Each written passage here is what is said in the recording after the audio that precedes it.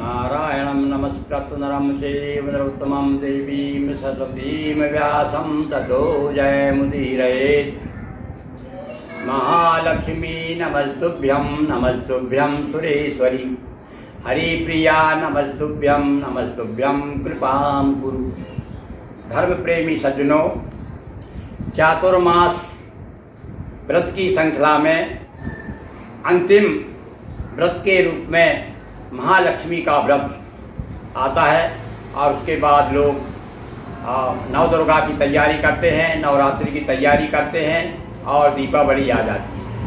आज हम चर्चा करते हैं महालक्ष्मी व्रत कथा आपके सामने प्रस्तुत कर रहे हैं।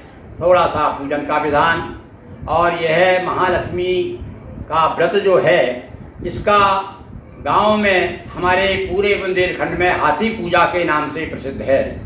ये भाई अब हाथी पूजा कब है? विशेष रूप से चतुर्मास के व्रत महिलाओं केंद्रित होते हैं और हमारी माताएं बहनें बड़े सौभाग्य बड़े उत्साह के साथ में इन व्रतों को मनाती है, पूजन करती हैं, सुख सौभाग्य प्राप्त करती हैं।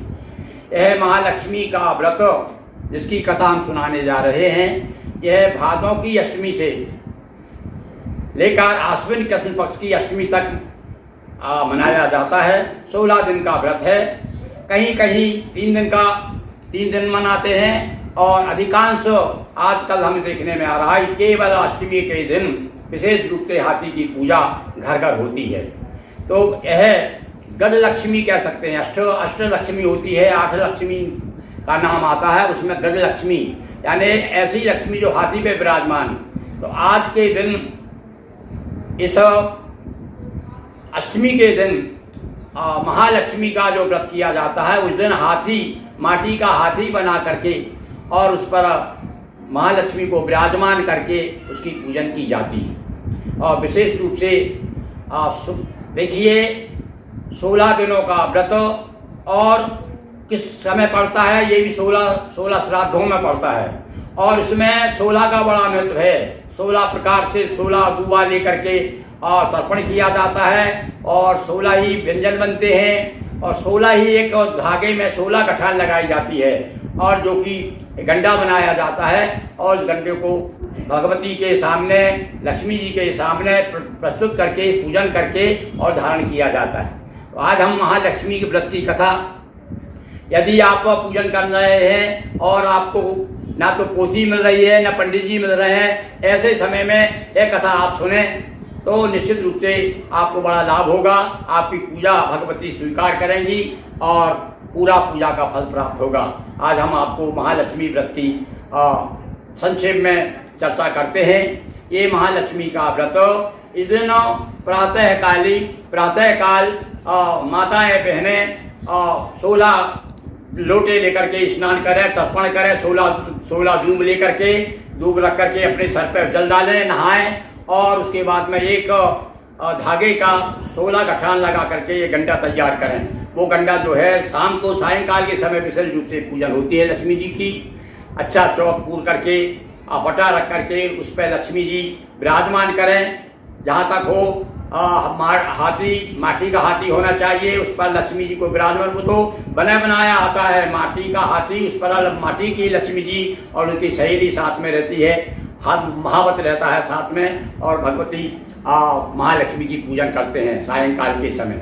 और पूजन करके, पूजन में वही बिल्कुल सरल उपाय है पूजन का। कोई ज़्यादा ताम झाम करने की जरूरत नहीं है। केवल कलश रख करके पहले गणेश जी का स्मरण कर लिया जाए, कलश पर चंदन चावल को चढ़ा दो, दीपक, चलो भाई दीपक भी 16 ही दीपक होना चाहिए क्योंकि 16 का बड़ा महत्व है इस व्रत में। 16 दीपकों से आरती की जाती है और इस प्रकार से भगवती लक्ष्मी को स्नान की भावना से जल छोड़ें और उसके बाद में जल के बाद में वस्त्र चढ़ाएं। जहाँ तक हो नूतन वस्त्र हो, साड़ी हो, ब्लाउज हो अथवा जो भी आपकी श्रद्धा उस हिसाब से भगवती की पूजन करें और व्यंजन जो भी है उन्हें प्रस्तुत करें। इसके बाद में आरती करके और कथा सुनें। और एक और इसमें विशेष रूप से 16 बोल की एक कहानी यह कहा जाता है। तो ये भी मैं आपको पहले बता दूं कि कथा सुनने के बाद में आप अपने हाथ में बाएं हाथ में कुछ चावल रख लीजिए अथवा गेहूं रख लीजिए और एक एक गेहूं आप छोड़ेंगे। और वो कौन सी कहानी है मैं आपको सुना रहा हूँ, आप चाहे तो नोट कर लीजिए, बड़े आराम से बोलूँगा मैं। वो कहानी ये है, ऊंचो सो परपट्टन गांव तहाँ के राजा मंगल सेन, अमयंती दमयंती रानी, बामन बलुआ कहें कहानी, सुनो महालक्ष्मी रानी, हम तो कहते तुम तो सुनते, 16 बोल की एक कहानी। ये मंत्र है भाई महालक्ष्मी के व्रत का, फिर से सुनिए। कोई यदि आप चाहें तो नोट कर लीजिए। वैसे अधिकांश माताएं बहनों को याद ही है और हमारे घर में जो सियानी बूढ़ी माता हैं वो सब जानती हैं और पंडित भी सुनाते हैं जब पूजा आप कराते हैं तो उस समय। तो एक एक गेहूं अथवा चावल छोड़ते जाएंगे लक्ष्मी जी पर और ये 16 बार बोलना है। कब? कथा सुनने के बाद। कथा सुनाऊंगा मैं इसके बाद, पहले सुन लीजिए फिर से एक बार और। ऊंचो सो परपट्टन गांव तहाँ के राजा मंगल सेन, ऊंचो सो परपट्टन गांव तहाँ के राजा मंगल सेन, अमयंती दमयंती रानी, बामन बरुआ कहें कहानी, अमयंती दमयंती रानी, बामन बरुआ कहें कहानी, सुनो महालक्ष्मी रानी, हम तो कहते तुम तो सुनते, 16 बोल की एक कहानी। ये तो हो गया मंत्र।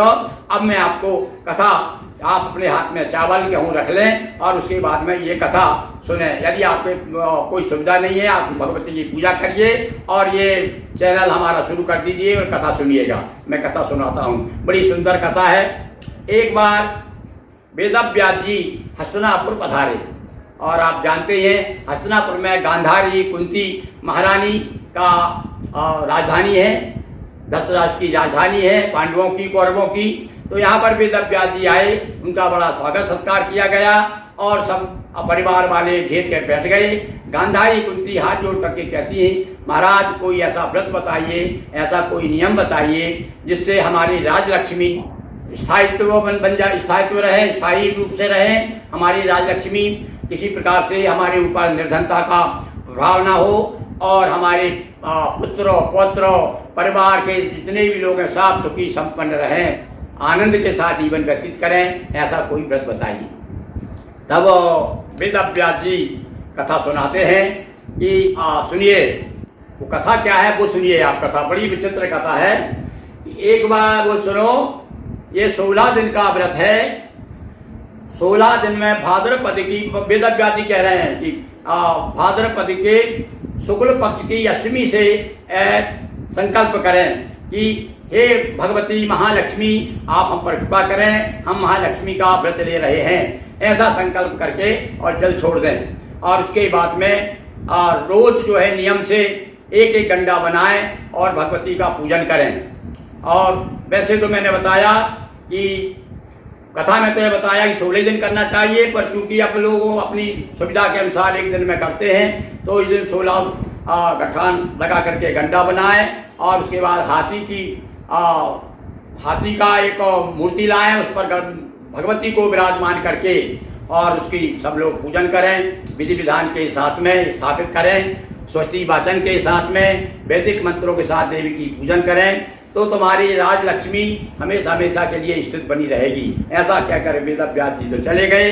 और उसके बाद में यहाँ पर गांधारी, कुछ स्त्रियां गांधारी के साथ में व्रत का संकल्प ले लिया, कुछ ने कुंती के साथ ले लिया। और चलते चलते, क्योंकि इनमें बेमनस्ता तो चल रही थी, सौतेले भाई हैं सब ये कौरव और पांडव, इनमें बराबर कुछ समय से तो किसी बात को लेकर के कुछ ऐसी बात बनी कि अनबन हो गई दोनों में। कौन कौन में? दिरानी और जेठानी में, गांधारी और कुंती में।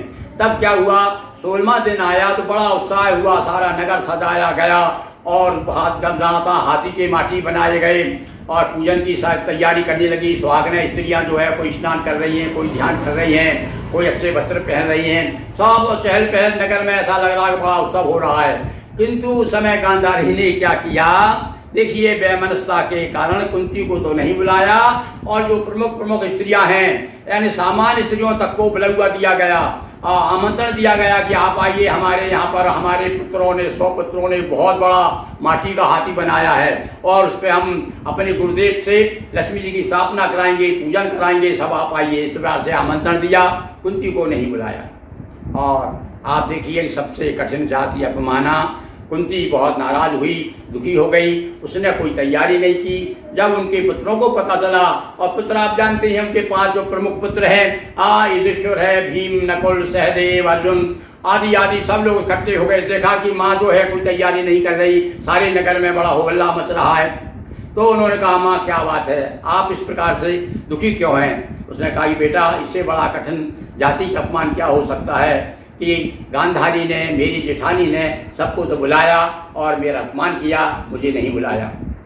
अच्छा तो तुम पूजन घर ही करें, अपन पूजा नहीं। बोले बेटा इतनी जल्दी पूजन कैसे हो सकती है? अरे उनका 100 पुत्र है, बहुत बड़ा हाथी बनाया है माटी का और उस पर लक्ष्मी जी की स्थापना करके पूजन करेंगे। अर्जुन ने कहा माँ चिंता मत कर, वो तो माटी का हाथी है, मैं तेरे लिए सजूगर और साक्षात हाथी इंद्र का ऐरावत हाथी बुलवा दूंगा, तुम तैयारी करो पूजन की। अरे उनके बेटा ऐसे कैसे इतने जल्दी संभव हो सकेगा?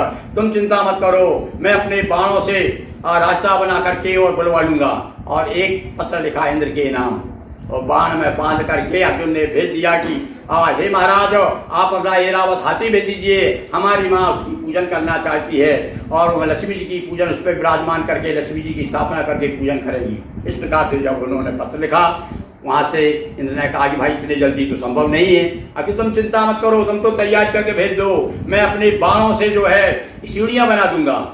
और देखिए अर्जुन के बारे में तो बताता कि ऐसा धनुधर संसार में हुआ नहीं अर्जुन जैसा। अर्जुन एक ही बाण से सब दल करे निधान, इतना बड़ा बलवान था कि एक बाण मार दे तो सारे शत्रुओं का विनाश कर सकता था।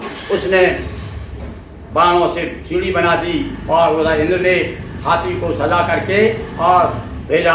अब सायंकाल का समय आया, हाथी वहाँ सजाया, हाथी अच्छा झूमर लगी हुई है और पाँव में अच्छे झुनझुनू बज रहे हैं, घुंघरू बज रहे हैं, हाथी उतर रहा है। देखिए सायंकाल का समय है और जो ही लोगों को पता चला अरे भैया साक्षात हाथी आ रहा है स्वर्ग से, इंद्र ने भेजा है। सारी महिलाएं जो थाली ले करके गांधारी के इधर जा रही थी सब लौट आई और इधर भीड़ लग गई और अकेली गांधारी बैठी हुई और रास्ता देख रही है कोई आए मेरे यहाँ पूजन कराने, और इधर भीड़ लग गई।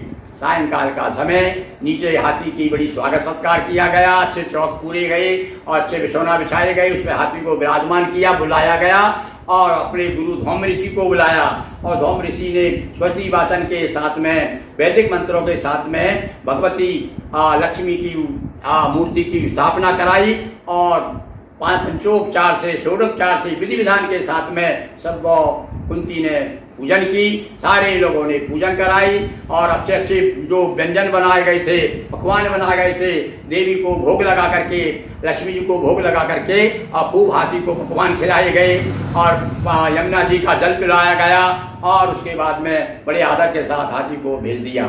इस प्रकार से और वहाँ पर जो 16 घंटे बनाए थे उसको पूजन करके धारण किया और इस प्रकार से उन्होंने पूजन किया। ऐसा ही भैया महालक्ष्मी का व्रत है, जो भी इस व्रत को करता है महालक्ष्मी की परम कृपा होती है। एक बार पुनः हम बोले महालक्ष्मी महारानी की जय। महालक्ष्मी नमस्तुभ्यं सुरेश्वरी हरिप्रिया नमस्तुभ्यं कृपां कुरु। बोलिए महालक्ष्मी महारानी की जय। दोस्तों वीडियो अच्छा लगा हो तो वीडियो को लाइक शेयर करिए, चैनल को सब्सक्राइब कर बेल आइकन प्रेस करें। बहुत बहुत धन्यवाद।